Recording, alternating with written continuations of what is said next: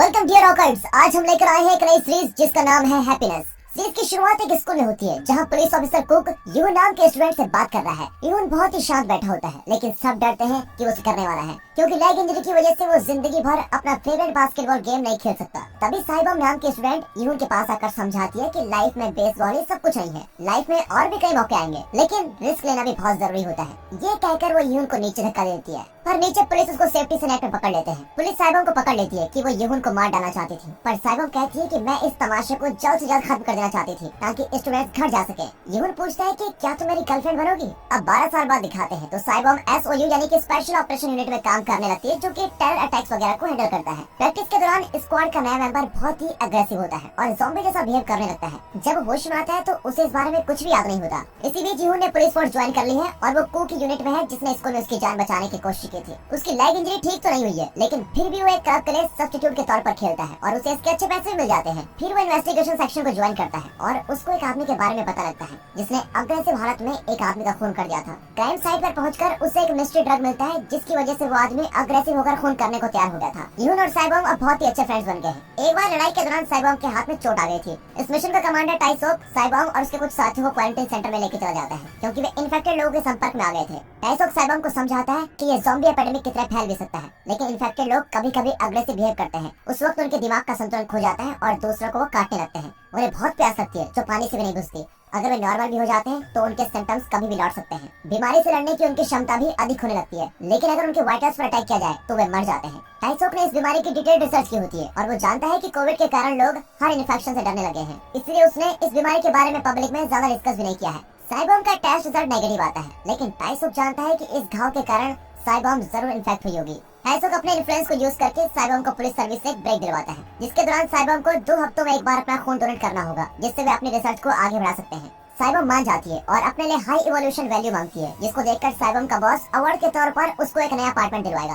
पर टाइसोक कहता है कि नया अपार्टमेंट पाने के लिए हाई इवोल्यूशन वैल्यू काफी नहीं है, उसके लिए तुमको शादी भी करनी पड़ेगी। साइबम यून को शादी के लिए प्रपोज करती है। यून अपने और साइबम का पास्ट याद करता है और उसका प्रपोजल मान लेता है, पर लगता नहीं इन दोनों के बीच प्यार है। वे सिर्फ इस नए अपार्टमेंट के लिए शादी कर रहे हैं। आखिर यून और साइबम शादी करके नए अपार्टमेंट में शिफ्ट हो जाते हैं। वहाँ सोनी नाम की छोटी लड़की बताती है कि इस अपार्टमेंट को 2 भागों में बांटा गया है। ऊपर वाले फ्लोर्स पर अमीर लोग हैं और निचले फ्लोर्स पर गरीब लोग रहते हैं। आधी रात को ऊपर से कुछ आवाजें आती है। जब यून चेक करता है तो जैंग नाम का आदमी बताता है, मैं अपने घर में चीजें अरेंज कर रहा था। अब अगले दिन साइबम अपने क्लोज फ्रेंड बिनो को क्वारंटाइन सेंटर में लेके जा रही होती है, क्योंकि बिनो ने कहा था कि वो एक इन्फेक्टेड आदमी के कांटेक्ट में आ गया था। पर साइबम नहीं जानती कि बिनो ये सब कुछ वीडियो टेप करना चाहता है कि क्वारंटाइन सेंटर में क्या क्या हो रहा है। वो इस वीडियो टेप को मीडिया के हाथों में बेचना चाहता है। अब बिनो का एग्जामिनेशन शुरू होता है और मौका पाकर वो कुछ ऑफिसर्स को फॉलो करता है जो इन्फेक्टेड लोगों को कंटेनर्स में शिफ्ट कर रहे होते हैं। बिनो सब कुछ रिकॉर्ड करता है, हालांकि उसने नॉन डिस्क्लोजर एग्रीमेंट साइन किया था कि यहाँ की कोई बात बाहर नहीं जाएगी। रिकॉर्डिंग करते करते वो खुद अंदर फंस जाता है। टाइसोक को पता चलता है कि इस इन्फेक्शन की वजह एक ड्रग है जिसके बारे में यून ने पता लगाया था। अब टाइसोक और यून मिलकर पता लगाने का फैसला करते हैं कि ये ड्रग कहाँ से उत्पन्न हुआ था। इस ड्रग को इलीगली बेचने वालों को वो पकड़ भी लेते हैं। एक ड्रग डीलर बताता है कि उन्हें ये ड्रग उनके एक इन्फेक्टेड फ्रेंड से मिला है। इन लोगों ने उस आदमी को कार की डिक्की में बंद करके रखा हुआ है ताकि फ्यूचर में वे इसको अपने डिफेंस वेपन के तौर पर यूज कर सके। अब क्वारंटाइन सेंटर में आखिर बिनो इन्फेक्ट हो ही जाता है और उसे वहीं रुकना पड़ता है। तभी साइबम को पता चलता है कि क्वारंटाइन सेंटर में इन्फेक्टेड लोगों के साथ बहुत ही बदतर सलूक किया जाता है।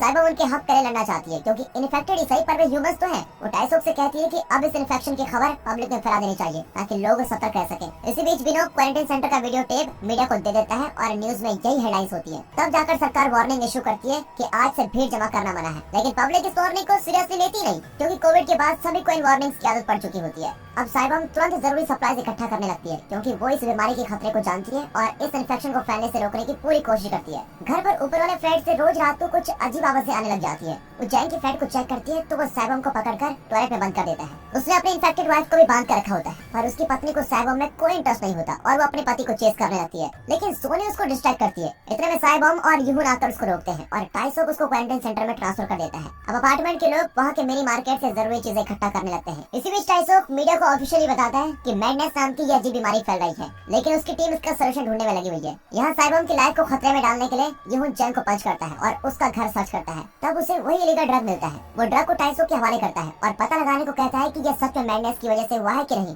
अगले दिन यून को पता चलता है कि जैंग की वाइफ मर चुकी है पर यूहन को शक होता है कि इन्फेक्शन होने से पहले ही जैंग ने अपनी पत्नी को मार डाला था। टाइसोक ने जिस ड्रग डीलर को अरेस्ट किया था वो बताता है कि साइबॉम के अपार्टमेंट के बेसमेंट में ही ड्रग बेचा जा रहा है। इस ड्रग का नाम है नेक्स्ट और इससे लोगों का कंसंट्रेशन इंप्रूव होता है। जैंग की पत्नी रोज ये ड्रग खरीदती थी। अब इन्फेक्शन को रोकने के लिए टाइसोक तुरंत पूरे अपार्टमेंट को सील कर देता है, जिससे कोई अपार्टमेंट के बाहर न जाए और न ही कोई अंदर आए। सोनी के पेरेंट्स घर पर नहीं होते, इसलिए साइबॉम उसकी माँ को प्रॉमिस करती है कि वो सोनी का ख्याल रखेगी। उसकी माँ को सोनी की फिक्र थी क्योंकि वो बच्ची एक हार्ट पेशेंट है। फिटनेस सेंटर में अपार्टमेंट रेजिडेंट्स की मीटिंग होती है। रेजिडेंट्स को 1 हफ्ते का टाइम दिया जाता है और अगर इन्फेक्शन का फैलना नहीं रुका तो न जाने उनके साथ क्या क्या किया जाएगा। इसी बीच लोगों का कैरेक्टर और उनके दिमाग का चलन बदलने लगता है। अब ओहा नाम की एक औरत को दिखाते हैं। उसका पति इन मीटिंग्स का फायदा उठाकर चर्च का प्रचार करने लगता है, लेकिन अपार्टमेंट के लोग उसको बिल्कुल भी पसंद नहीं करते।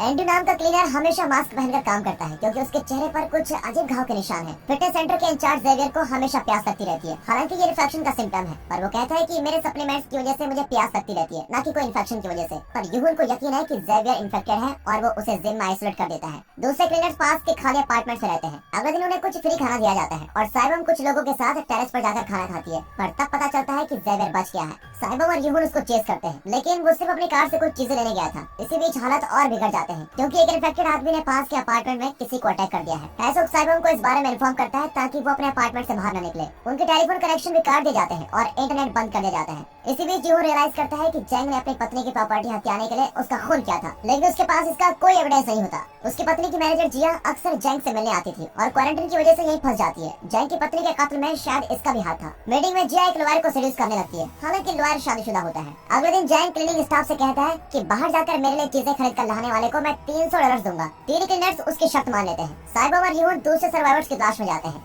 अब डैनी नाम का ब्लॉगर अपने कंटेंट के लिए उनकी मदद करने को आता है, लेकिन उन्हें बहुत परेशान करता है। डिपार्टमेंटल स्टोर में साइबम एक स्टाफ को देखती है जो इन्फेक्टेड नहीं है, पर बाकी लोग जमीन पर खून देखकर डरने लगते हैं। डैनी सब कुछ रिकॉर्ड कर रहा होता है और उसकी हरकतें कुछ इन्फेक्टेड लोगों को जगा भी देती हैं। वे ढेर सारे सप्लाईज लेकर आते हैं, लेकिन ओहा उनको अंदर नहीं आने देती। ऊपर से जैंग अपने मोबाइल फोन पर म्यूजिक बजाकर जानबूझकर ज़ॉम्बीज़ का ध्यान आकर्षित करने लगता है। ये लोग किसी तरह अपार्टमेंट के अंदर आ जाते हैं। यूहन गुस्से में जैंग को अटैक करता है और उसका खून उसके चेहरे पर मारने लगता है, पर साइबम आकर उसको रोक लेती है। यहाँ डैनी इंटरनेट कनेक्शन का इंतजार कर रहा होता है ताकि वो अपना वीडियो पोस्ट कर ले, पर बदकिस्मती से स्टोर से चीजें लेते वक्त उसका सेलफोन कहीं गिर गया था। दूसरी ओर टाइसोक इस इन्फेक्शन की वैक्सीन बनाने के लिए लगातार रिसर्च करवा रहा है क्योंकि उसकी वाइफ भी इन्फेक्टेड है, पर वो खुश है कि उसका पहला बच्चा होने वाला है। कुछ महीने पहले उसने निमोनिया ड्रग के बारे में डिस्कस किया था, लेकिन वो फेल हो गया। फिर उन्हें ये नया ड्रग मिला जो लोगों का कंसंट्रेशन बढ़ाता है। प्राइम मिनिस्टर अक्सर ड्रग लिया करता था। एक दिन टाइसोक और उसकी पत्नी प्राइम मिनिस्टर के घर डिनर पर गए थे। तब प्राइम मिनिस्टर पर ड्रग का असर पड़ने लगा और अग्रेसिव होकर उसने टाइसोक की पत्नी पर अटैक किया। इस वजह से वो इन्फेक्ट हो गई और अब एक स्पेशल वार्ड में उसको रखा गया है और प्राइम मिनिस्टर को क्वारंटाइन सेंटर में रखा गया है और वहीं से देश की सेवा में लगा हुआ है। इसी बीच एक चौंका देने वाला खुलासा होता है। प्राइम मिनिस्टर की निगरानी में ही नेक्स्ट नाम का ये ड्रग पब्लिक में बांटा गया था।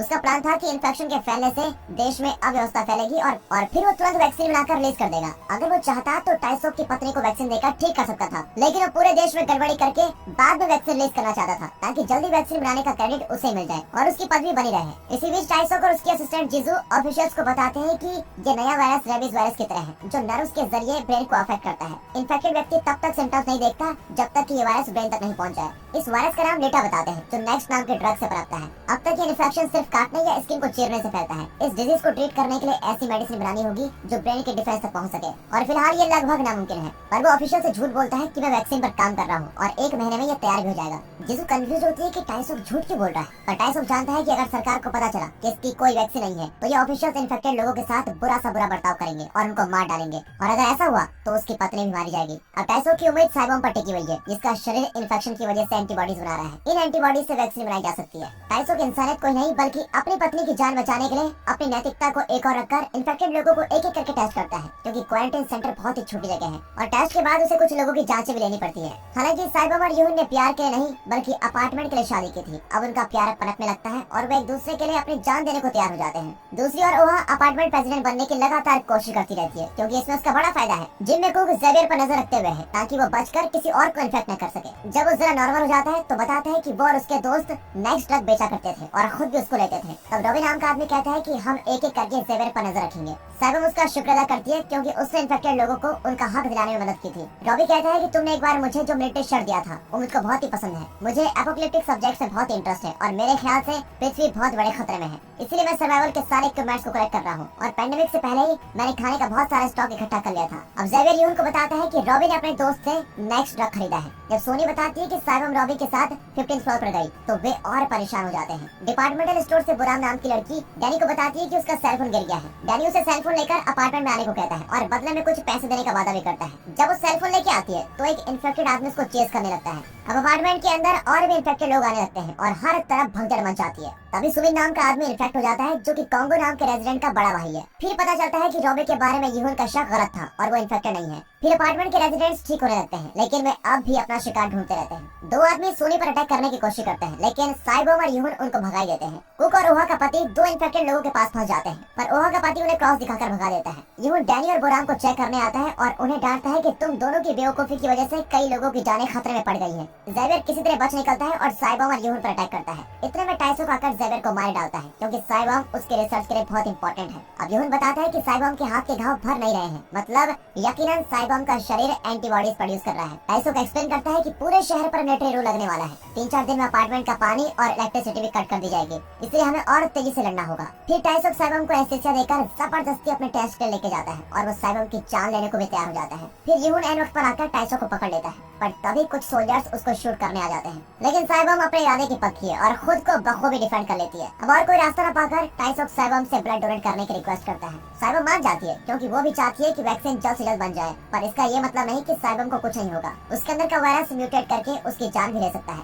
यूहन टाइसो से कुछ वेपन मांगता है ताकि वो आखिर तक साइबम को प्रोटेक्ट कर सके क्योंकि साइबम इस देश के लिए बहुत इंपॉर्टेंट है। अब लोग पानी और इलेक्ट्रिसिटी के बिना ही जीने लगते हैं। साइबम के खून से टाइसो एक मेडिसिन बनाता है जिससे कुछ लोगों की हालत थोड़ी इंप्रूव भी होने लगती है। तभी कॉन्गो की बहन के अपार्टमेंट में सुमिन घायल पाया जाता है पर सुमिन को बचाने के लिए वो उसको अपने फ्लैट में छुपा कर रखती है। फिर यूहन और साइबम उन्हें बताते हैं कि वे सब क्वारंटाइन में रहें। जब सरकार अनाउंस करती है कि और कई दिनों तक करंट नहीं होगा तो ओहा स्टॉक में रखा सारा खाना रेजिडेंट से बांट देती है और क्लीनिंग स्टाफ के लिए कुछ नहीं छोड़ती। क्लीनिंग स्टाफ उन्हें कोसते हैं कि हम रिस्क लेकर बाहर गए और तुम लोगों के लिए खाना लेकर आए और अब हमें खाना नहीं मिलेगा। अब रेजिडेंट्स के सच्चे रंग ढंग सामने आते ही वे खाने के लिए एक दूसरे से लड़ने लगते हैं। साइबम के हाथ पर घाव देखकर कुक उससे दूर ही रहता है ताकि वो भी कहीं इन्फेक्ट न हो जाए। डैनी को पता चलता है कि उसकी माँ बहुत समय से इन्फेक्टेड है लेकिन उसके पिता ने उसे एक कमरे में छुपा कर रखा था। दरअसल जैंग की पत्नी जब उसे चेस कर रही थी तो डैनी की माँ को चोट आ गई और वो भी इन्फेक्ट हो गई। वो उसे दूसरी जगह लेके जाता है जहाँ वो किसी और को इन्फेक्ट न कर सके और वो खुद अपने घर का सारा खाना क्लीनर्स के लिए लेकर आता है। साइबम और यूहन अब एक दूसरे को अच्छी तरह समझने लगते हैं और क्लोज भी हो जाते हैं। यूहन कहता है कि 12 साल पहले तुमने मुझे जो कहा था उसने मेरी जिंदगी एकदम से बदल दी। तुमने मुझे सिखाया कि बेसबॉल के बाहर भी कोई जिंदगी है। इसी बीच रेजिडेंट सुमिन का पता लगा लेते हैं और यूहन से कहते हैं कि ये इन्फेक्टेड है इसीलिए इसे जिम में बंद कर दो। हलचल के बीच यूहन को पता चलता है कि जैक खुद को ही नहीं बल्कि जानबूझकर दूसरे रेजिडेंट्स को भी इन्फेक्ट कर रहा है। आखिर जैंग पकड़ा जाता है लेकिन ओहा जैंग को छुड़ा देती है। हैरानी की बात तो यह है कि कुक भी ओहा और उसके पति का साथ देता है क्योंकि उसे लगता है कि वे चर्च के जरिए रेजिडेंट्स की सुरक्षा कर सकते हैं। उसे डर होता है कि साइबम कभी भी ज़ॉम्बी बन सकती है। अब क्वारंटाइन सेंटर में इन्फेक्टेड हायर ऑफिशियल्स अपना इन्फ्लुएंस यूज करके टाइसोक की वैक्सीन चुरा लेते हैं और उसे कमर्शियलाइज करना चाहते हैं लेकिन टाइसोक भी कम नहीं है। वो वैक्सीन का ओरिजिनल फार्मूला कहीं छुपा देता है और वैक्सीन तैयार करने लगता है। यहाँ साइबम के पति कुक का डर देखकर साइबम को बहुत बुरा लगता है पर यूहन कुक को एक्सप्लेन करता है कि आपको नए लोगों से डरना चाहिए क्योंकि उन पर विश्वास नहीं किया जा सकता। इसी बीच ओहा को लगता है कि वो साइबम और यूहन की वजह से ही एसोसिएशन प्रेसिडेंट नहीं बन पा रही है। जैंग भी इन दोनों को अपने रास्ते से हटाना चाहता है क्योंकि वे हमेशा जैंग को पकड़ने की कोशिश करते रहते हैं। अब इनकी हरकतों से तंग आकर साइबम रेजिडेंट्स को बताती है कि इन्फेक्टेड लोग खून के प्यासे होते जाते हैं और मैं प्रूव करूंगी कि मैं इन्फेक्टेड नहीं हूँ। इतने में यूहन साइबम के हाथ से चाकू छीनकर अपना हाथ काटता है और खून बहने लगता है और तब पता चलता है कि असल में बोराम इन्फेक्टेड है। बोराम कन्फेस करती है कि मैं पहले से इन्फेक्टेड थी लेकिन अपार्टमेंट में आने के लिए मुझे सबसे झूठ बोलना पड़ा। अब रेजिडेंट सोचते हैं कि सिर्फ सुमिन और बोराम ही इन्फेक्टेड है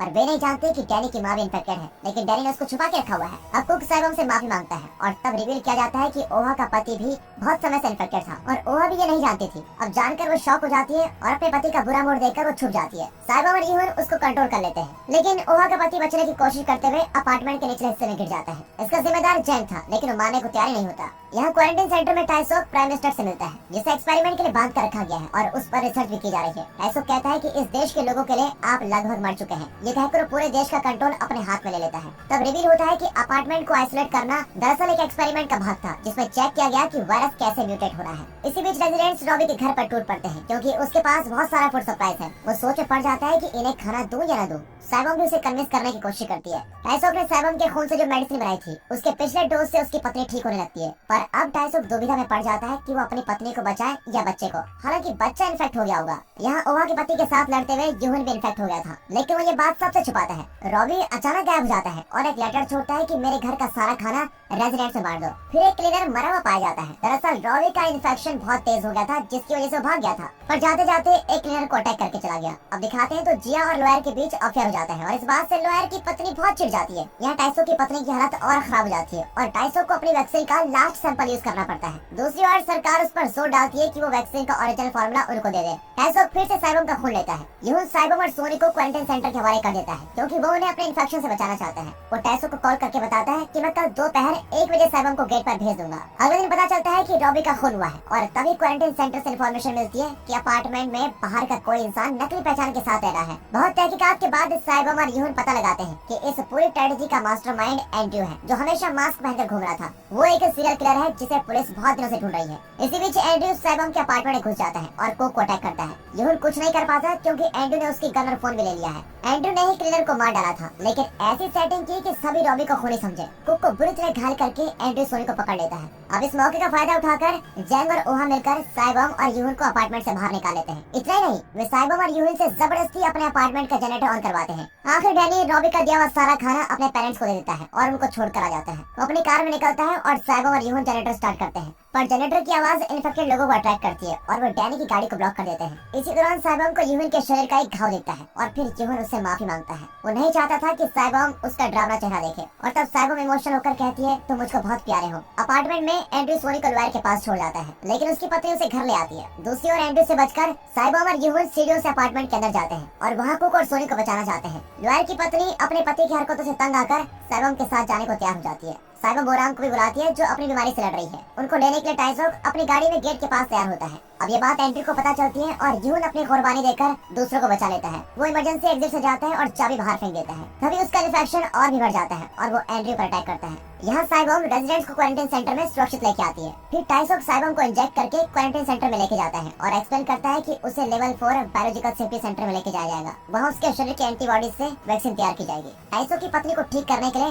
साइबम के प्लाज्मा की जरूरत है। साइबम कहती है कि मैं अपना खून देने को तैयार हूँ, लेकिन सबसे पहले अपार्टमेंट वापस जाकर यूहन को बचाऊंगी। उसके बाद ही वैक्सीन लेने के लिए अपना प्लाज्मा दूंगी। साइबम को वहाँ पर एक डीवीडी मिलती है जिसमें यूहन ने कहा होता है मैंने इस अपार्टमेंट के लिए तुमसे शादी नहीं की, मैं तुमसे प्यार करता हूँ इसलिए तुमसे शादी की थी। ये सुनकर साइबम बहुत ही इमोशनल हो जाती है। आखिर सोनी के हार्ट ऑपरेशन के लिए उसे हॉस्पिटल लाया जाता है। टाइसॉक साइबम की एंटीबॉडीज से सिर्फ 2 डोजेस तैयार कर पाता है, क्योंकि उसके एंटीबॉडीज लगातार कम होते जा रहे हैं। वो एक डोज अपनी पत्नी को लगाता है और दूसरा यूहन को लगाने के लिए साइबम को देता है। पर लास्ट मिनट में साइबम अपना इरादा बदल लेती है और सोनी की माँ को बचाने के लिए उस वैक्सीन का यूज करती है। उसे यकीन होता है कि उसकी तरह किसी और के पास भी एंटीबॉडीज होंगे और जब तक उसका पता नहीं लगाया जाता वो अपने पति यूहन के साथ ही रहेगी। टाइसॉक की असिस्टेंट साइबम की मदद करती है ताकि वो क्वारंटाइन सेंटर से जल्द बचकर निकल जाए। अब अपार्टमेंट में साइबम कॉन्गो और उसकी बहन से मिलती है। उसकी बहन बताती है कि कल एंड्रयू ने यूहन को पूरी तरह घायल कर दिया था, लेकिन यूहन ने भी एंड्रयू पर अटैक किया। मैंने यूहन के घाव साफ किए जो वायरस इन्फेक्शन की वजह से भर रहे थे। फिर वो छत पर गया, लेकिन एंड्रयू वहाँ नहीं था। फिर वो जैंग को वार्न करने गया कि मैं तुम्हें जरूर अरेस्ट करूंगा, पर जैंग ने बताया था कि जिया ने मेरा खून करने की कोशिश की क्योंकि वो मेरा स्टॉक अकाउंट चुराना चाहती थी,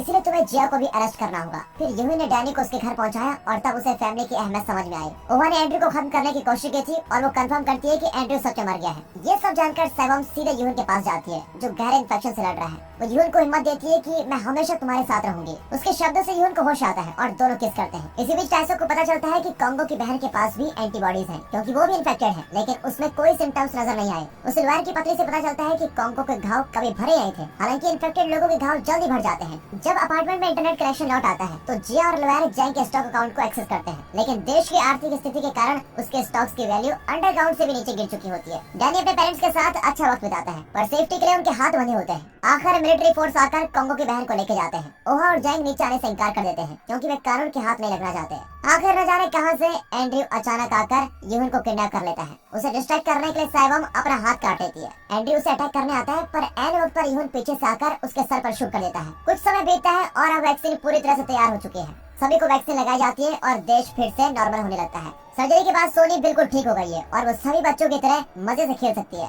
लाइफ में इतनी उथल पुथल के बाद अब साइबम और यूहन खुश हैं और बड़ी बात यह है कि दोनों साथ में हैं। एक बार साइबम पूछती है कि तुमने पुलिस फोर्स क्यों ज्वाइन की, तो यूहन कहता है कि मैं तुम्हारे करीब आना चाहता था। पहले तो मैं अमेरिका जाना चाहता था, पर फिर मुझे तुम्हारी बात याद आ गई कि फ्यूचर में बहुत सारे मौके मिलेंगे, इसलिए मैंने अपना इरादा बदल लिया और रिस्क लेकर पुलिस फोर्स को ज्वाइन किया। इतना नहीं, मैं अपने आइडल मिस्टर कुक के साथ काम करना चाहता था, जिन्होंने स्कूल में मेरी जान बचाई थी। उनकी और तुम्हारी वजह से मुझे खुशी का असली मतलब समझ में आया। लाइफ एक पहिया है जो कई उतार चढ़ाव से गुजरता है, पर हर मोड़ पर छोटी से छोटी बातों में खुशी बसी होती है। ये धन दौलत नहीं जिसको देखा या दिखाया जा सकता है, ये एक फीलिंग है और आज मुझे वो फीलिंग आ गई है, हैप्पीनेस की फीलिंग। और दोस्तों, यूहन की इसी फीलिंग्स के साथ ये मूवी यहाँ पर खत्म होती है। अगर आपको वीडियो अच्छी लगी हो, मूवी अच्छी लगी हो, एक्सप्रेशन अच्छा लगा हो, वीडियो को लाइक कीजिएगा, चैनल को सब्सक्राइब कर दें। बाकी मिलता है अगली वीडियो में, तब तक के लिए गुड बाय।